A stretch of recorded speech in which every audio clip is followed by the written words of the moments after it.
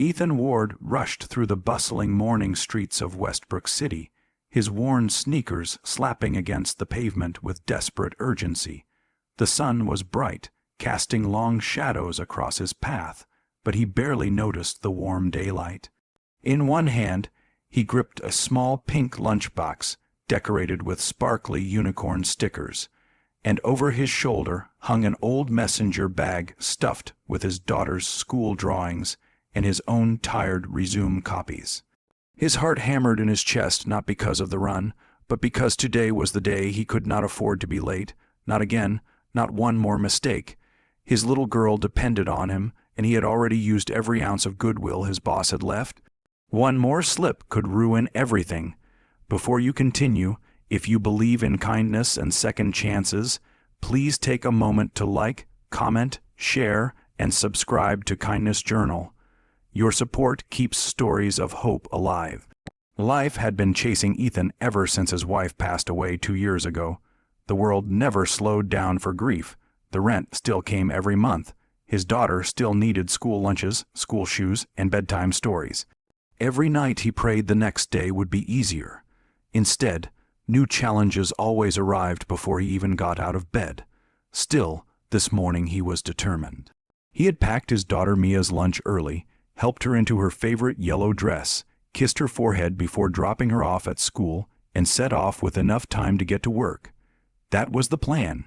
Life laughed at plans. As Ethan reached the crosswalk near a busy intersection, he heard a sharp cry behind him. A pregnant woman had stumbled, clutching her belly, her grocery bags scattered, apples rolling across the concrete, while cars zoomed inches away from her feet.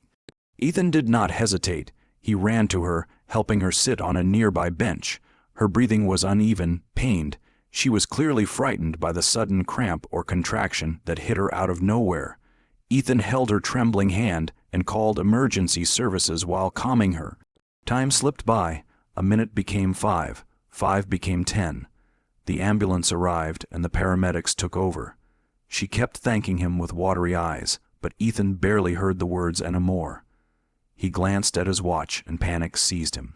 He sprinted the rest of the way to the office, lungs burning and backpack bouncing painfully against his shoulder. When he finally reached the towering mirrored building where he worked, his heart dropped again. The clock in the lobby read 9:18 a.m. He was 18 minutes late.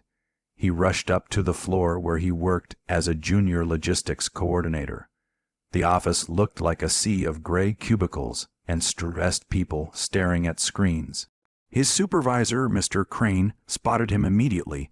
The tall and rigid man crossed his arms. No questions, no tolerance, no humanity. Ethan saw the decision in Crane's eyes before he even spoke. Everything inside him collapsed. Fired, just like that. Crane gestured coldly toward the exit, as if removing a burden from his sight. Ethan walked out dazed, each step heavier than the last.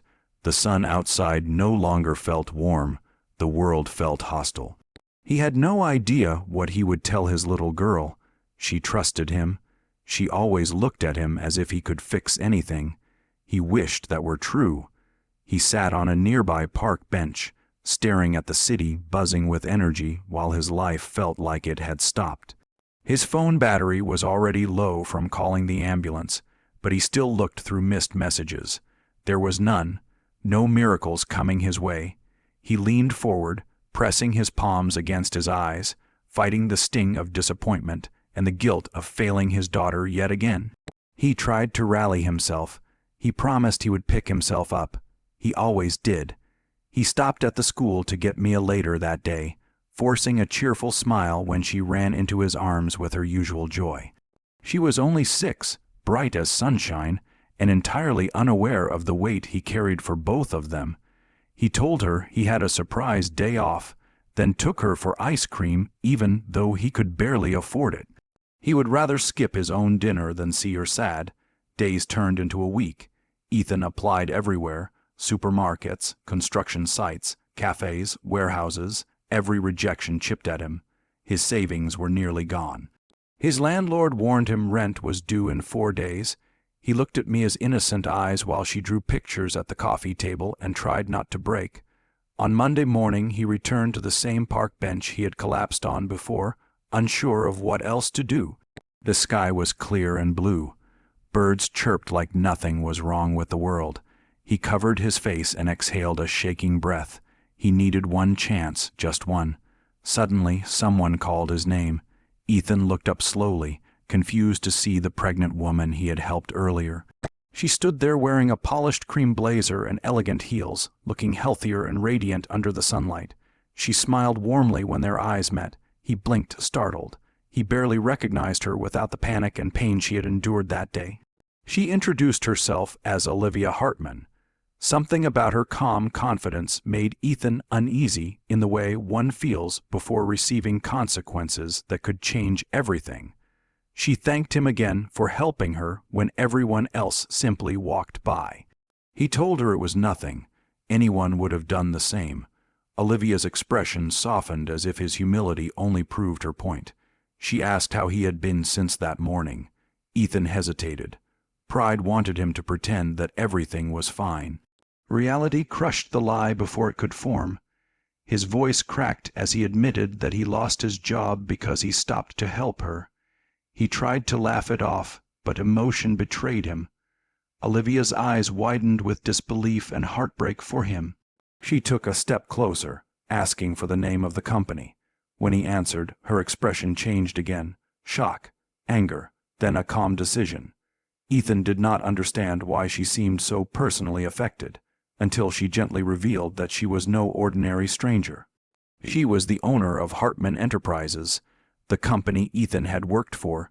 His breath caught. His mind tried to catch up.